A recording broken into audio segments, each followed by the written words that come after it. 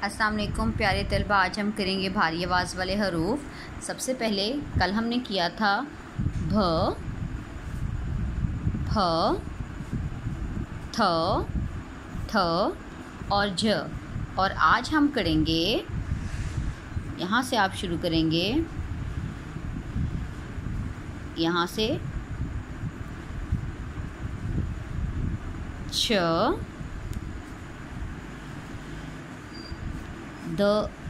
ये जो दाल है ये शरारती हरूफ है, ठीक है, इसलिए किसी के साथ भी नहीं मिलता, इसलिए इसको हम अलग करेंगे। ध,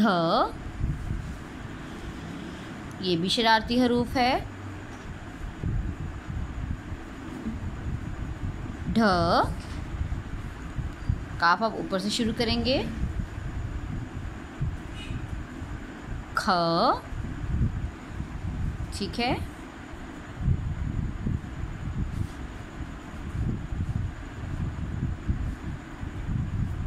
घ। इस तरह से प्यारे बच्चों आप इसका होमवर्क करेंगे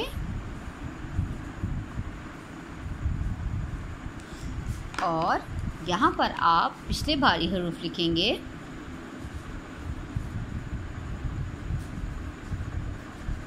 भ,